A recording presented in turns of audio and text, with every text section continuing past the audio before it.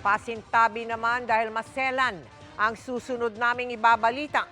Hindi lang dinukot kundi binunutan pa raw ng kuko ang mga Chinese POGO workers na nasagip kamakailan sa Bulacan. Ang nadiskubring ginamit ng mga suspect, tinutukan ni June Veneracion. Vice grip pliers, martilyo, mga ordinaryong tools lang kung titignan. Pero sa nakakakilabot na paraan daw ito ginamit base sa nadiskubre ng PNP Anti-Kidnapping Group o AKG. Kasunod ang pagkakarescue sa 3 Chinese POGO worker sa May Kawayan, Bulacan noong November 10. Meron din tayong hammer and plies, no, na pinambunot ng kuko nitong victim. Ginamitan siya ng plies kasi may na-retrieve kaming plies at may mga dugo na nakakalat doon sa floor.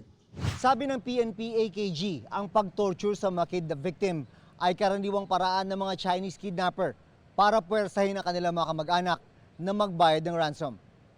10,000 USDT o cryptocurrency daw ang ransom demand ng mga suspect. Pinadalhan pa raw ng litrato at video ang mga kamag-anak na nakaposas at piling ang mga biktima. Ito po ang isang ginagawa ng mga kidnappers, no, para makapag-demand ng pera. Pinakikita nila na sinasaktan nila ang kanilang mga victims. 2 Chinese kidnapper umano ang naaresto sa rescue operation. Nasampahan na ng reklamong kidnapping, serious illegal detention at illegal possession of firearms. Sinusubukan pa naming makuha ang panig ng mga suspect. Inaalam pa kung meron pa silang kasama o kung may kaugnayan sila sa iba pang kidnapping case.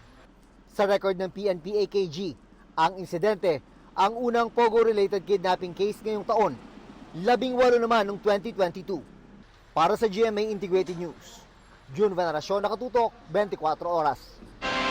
Mga kapuso, kasama nyo kami 24 oras. Mag-subscribe sa GMA Integrated News sa YouTube. Sa mga kapuso abroad, bisitahin ang GMA Pinoy TV at www.gmanews.tv.